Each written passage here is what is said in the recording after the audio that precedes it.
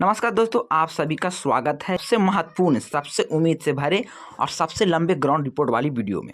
दोस्तों, बिहार में एक बार फिर से इतिहास की मोड़ खड़ा कर चुका है। चुनाव की हलचल बंद हो चुकी है, एग्जिट पोल का शोर थम चुका है, टेंशन, तनाव, आरोप प्रत्यारोप सब पीछे छूट गया है। जनता ने अपना फैसला दे दिया है और अब बिहार में एक नई सरकार, एक नई शुरुआत और एक नई उम्मीद के दौर में प्रवेश कर चुका है। लेकिन हवा में एक सवाल भी तैर रहा है और ये सवाल है किसी वर्ग का नहीं, पूरे बिहार के लाखों कर्मी का। क्या नई सरकार आते ही हमारे लिए कोई बड़ा फैसला होगा? क्या नई सरकार पूर्वाट सचिव की फाइल खोलेगी, संख्याकी समस्या को फिर से जोड़ेगी, महीनों से परेशान लोग स्वच्छता पर्यवेक्षक, स्वच्छता कर्मी के बकाया मानदेय को जारी करेगी, या तो हटाए गए कर्मचारी, संविदा कर्मी, आउटसोर्स कर्मी, दैनिक कर्मी, वेतनभोगी को लेकर और उसके साथ साथ पंचायत, स्वास्थ्य और ग्रामीण विकास के फील्ड स्टाफ को अस्थिरता देगी? दोस्तों, ये सवाल सिर्फ आपका नहीं है, पूरे बिहार के सभी कर्मी का है। ये जो दर्द है जो वर्षों से चुपचाप धड़क रहा है, ये उम्मीद और हर चुनाव के बाद एक नई जीवित हो जाती है। और ये भरोसा जो कर्मियों का आज के सिस्टम की है, कभी ना कभी हमारा दिन जरूर आएगा। आज का इस वीडियो में हम आपको सिर्फ खबर नहीं देंगे, हम आपको पूरा माहौल समझाएंगे, जिससे पता चले कि नई सरकार आते ही आपके लिए खुशखबरी क्यों लगभग तय है। हम आपको बताएंगे राजनीतिक संकेत, विभागीय जरूरत और स्थिति सुधार, चुनावी वादे, फाइल की मजबूत स्थिति और सबसे ज़रूरी कि नई सरकार के पहले 30 दिनों में कौन कौन से फैसले आने की संभावना है। तो ये वीडियो उन कर्मियों के लिए है जिन्होंने संघर्ष किया, जिन्हें हटाया गया, जिन्हें अनसुना किया गया और उनका भविष्य आज भी फाइलों में अटका हुआ है। तो दोस्तों, वीडियो को अंत तक जरूर देखिएगा, क्योंकि ये वीडियो आप लोगों का खास करके बनाया गया है। लेकिन उससे पहले आपसे छोटी सी रिक्वेस्ट करेंगे कि अगर आप लोग चैनल पर पहली बार जुड़े हैं तो कृपया करके चैनल को सब्सक्राइब कर लीजिएगा। वीडियो पसंद आएंगे तो वीडियो को लाइक शेयर जरूर कीजिएगा, साथ में बेल वाला आइकन को प्रेस करके रख लीजिएगा, जिससे कि भविष्य में कोई भी जानकारी आपके विभाग से, आपसे संबंधित आएंगे, जिसकी सूचना सबसे पहले आपको इस चैनल के माध्यम से आपको टाइम पर नोटिफिकेशन के द्वारा प्राप्त होते रहेंगे। तो दोस्तों, चलते हैं उस सारा जानकारी को बताने का प्रयास करते हैं। बस वीडियो को आप लोग सावधानीपूर्वक अंत तक जरूर देखिएगा। दोस्तों, चुनाव सिर्फ परिणाम नहीं देता है, चुनाव पूरे बिहार को फिर से रिसेट कर देता है। और जब जनता साफ जनादेश देती है तो नई सरकार की सबसे बड़ी जिम्मेदारी होती है पहले 30 दिनों में जनता को ठोस संदेश देना होगा। अब ये संदेश कैसे कहा जाता है? तो मानदेय बढ़ाकर, बकाया मानदेय भुगतान करके, हटाए गए कर्मियों को राहत देकर, ग्राउंड लेवल कर्मियों को सम्मान देकर और विभाग के कर्मियों को भरकर। नई सरकार जानती है कि बिहार में लाखों कर्मी ऐसे हैं जो चुनावी माहौल के कारण सबसे ज़्यादा प्रभावित होते हैं। किसी का मानदेय रुका, किसी की सेवा समाप्त, किसी की पुनर्बहाली फाइल थमी, किसी की कार्य प्रणाली विवादित। और मजे की बात यह है कि सभी फाइल को विभाग के पास पेंडिंग है। अब नई सरकार के पास दो विकल्प नहीं, एक ही विकल्प है, ग्राउंड लेवल कर्मचारियों को समस्या पर तुरंत फैसला।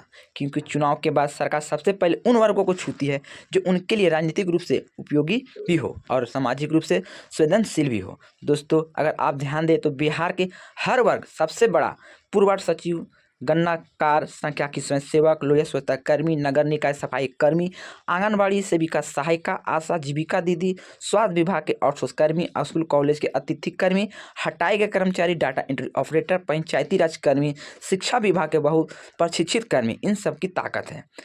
यहाँ पर संख्या प्लस संघर्ष प्लस जनता से सीधा जुड़ाव, नई सरकार इनको इग्नोर नहीं कर सकती है। अब बात करते हैं सबसे तगड़े पॉइंट की, जो विभागीय दबाव है। दोस्तों, बिहार के लगभग सभी विभाग एक ही समस्या से जूझ रहे हैं। जमीन पर काम करने वाले कर्मचारी की भारी कमी है। कागजों पर योजनाएं बनाई जाती है, लेकिन क्रियान्वयन कौन करेगा? फील्ड में कौन जाएगा? डेटा कौन भरेगा? पंचायत में कौन काम देखेगा? स्वच्छता मिशन कौन संभालेंगे? पोषण ट्रैक कौन करेगा? विभागीय की जरूरत अनुभवी कर्मियों की, और अनुभव कहाँ है?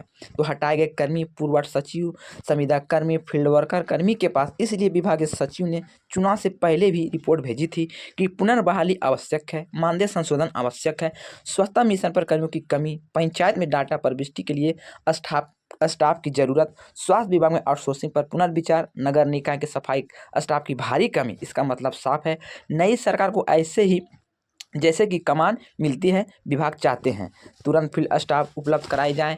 और ये संभव है जब पूर्व कर्मियों के पास थोड़ा से जाकर उनसे मिले और उनका मांग को उसमें जोड़ा जाए या नया आदेश निकाला जाए। यानी कि ये फाइल इन कर्मियों को सरकार के टेबल पर आते हैं जो सबसे ऊपर रखी जाती है। दोस्तों, अब बात करते हैं उन लोगों की जिन्होंने गांव-गांव की समस्या को सिस्टम तक पहुंचाया, जिनका पूर्व सचिव जो कि इनकी फाइल कई सालों से विभाग में पेंडिंग है, जिलों में अपनी रिपोर्ट भेज चुकी है। न्यायालय के निर्देश साफ भी कहा गया है, यानी कि न्यायालय के निर्देश में साफ कहा गया कि सुनिश्चित प्रक्रिया के साथ निर्णय लिया जाए। अब नई सरकार को 2 चीज़ें करनी है।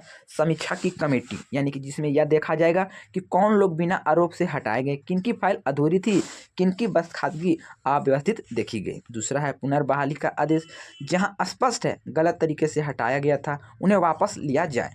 और ये काम नई सरकार के लिए आसान नहीं है, क्योंकि राजनीतिक रूप से भी वार्ड सचिव की भूमिका पंचायत स्तर पर बहुत मजबूत से है। इसलिए विश्लेषण कहता है कि इन पर सबसे पहले फैसला आने की उम्मीद है। दोस्तों, पूरे बिहार के डेटा एंट्री ऑपरेटर जो कि जन्म मृत्यु प्रमाण का रजिस्ट्रेशन, परिवार का सर्वे, हाउस होल्ड सर्वे और कई सरकारी योजनाओं का मॉनिटरिंग, सब कुछ सांख्यिकी समस्या पर निर्भर था। लेकिन हटाए जाने के बाद विभाग पूरी तरह से प्रभावित हुआ। नई सरकार को चाहिए जनगणना, परिवार विवरण संग्रहण, विकास योजनाओं की जमीनी रिपोर्ट, पंचायत स्तर पर MIS डेटा और सबसे अहम बात है सांख्यिकी स्वयं की पुनर्बहाली। किस तरह से विभाग को मजबूत बना चुकी थी, चाहे वो नए प्रोजेक्ट के तहत जोड़ा जाए या पुनर्बहाली किया जाए, लेकिन सरकार के लिए योजना बहुत ही जरूरी है। दोस्तों, अभी यहाँ पे जानकारी में आपको बताना चाहेंगे कि लोहिया स्वच्छता कर्मी की कहानी दर्द की भी है और उम्मीद की भी है। ये वे कर्मी हैं जो गांव में सफाई, नलिया, कचरा, शौचालय उपयोग, ठोस अपशिष्ट सभी को संभालते, लेकिन महीनों से मानदेय नहीं मिला। प्रोजेक्ट की फाइल चुनाव पर अटक गई और कर्मियों की स्थिति बेहद खराब हो गई। नई सरकार के सामने पहला मामला यही होगा कि बकाया मानदेय भुगतान, यानी कि 7 से 8 महीने तक रुका मानदेय पहले कैबिनेट में जारी किया जा सकता है। मानदेय में वृद्धि, लंबे समय से मांग है कि इन्हें 20,000 का मानदेय दिया जाए। नई सरकार इस पर कमेटी बन सकती है या बना सकती है और अंतिम बढ़ोतरी भी दे सकती है। सेवा का अस्तित्व, क्योंकि स्वच्छता मिशन 2.0 अब शुरू हो चुका है। गांव की कर्मियों की जरूरत है। विवर्ग चुनाव में अक्सर मुद्दा बनता है, इसलिए नई सरकार इस पर तेजी से फैसला करेगी। दोस्तों, हटाए गए कर्मियों का मामला सिर्फ प्रशासनिक नहीं है, मानवीय मुद्दा भी है। कई को बिना नोटिस दिए हटाया गया, कई को आउटसोर्स के कारण उसे बदलने का प्रयास किया गया, कई को कथित व्यवस्था के नाम पर इसमें शामिल किया गया। Data entry operator, helper, office assistant, technician, panchayat कर्मी, स्वास्थ्य कर्मी, DRDA कर्मी, मनरेगा कर्मी।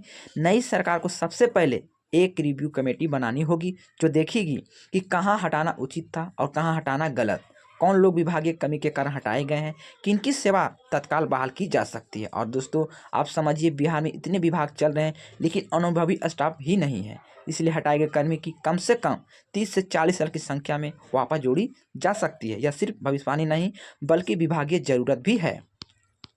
दोस्तों, हर नई सरकार पहले 30 दिनों में कम से कम 3 बड़े निर्णय लेती है।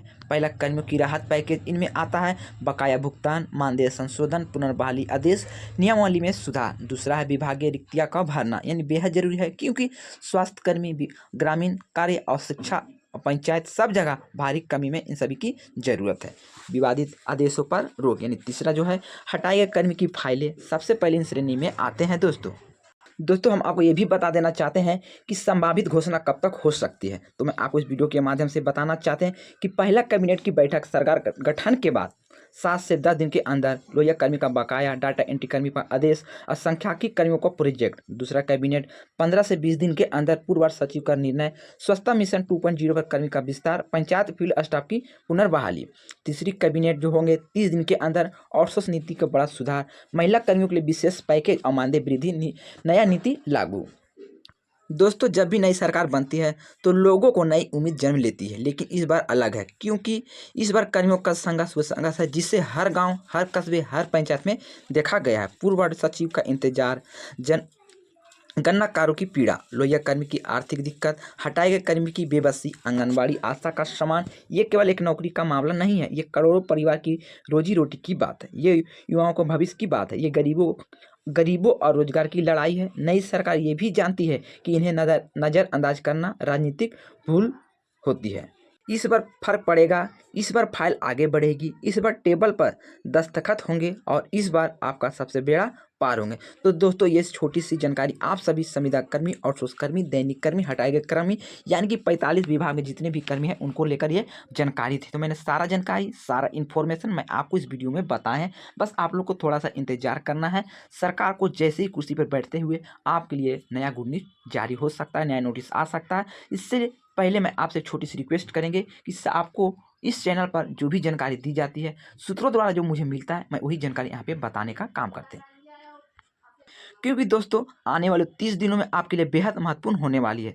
सरकार बदलती है, सोच बदलती है और जनता की उम्मीद भी बदलती है। कर्मियों की मुद्दा इस बार पहले नंबर पर रखी जाएगी और बहुत जल्द आपको एक एक करके बड़ी खुशखबरी भी मिलेंगी। तो दोस्तों मैंने सारी जानकारी इसमें दे दी है। फिर भी अगर कोई जानकारी छूट गए हैं, बोलने में मिस्टेक हो गए या कोई गलती हो गए तो आप अपना छोटा भाई समझ के क्षमा कीजिएगा।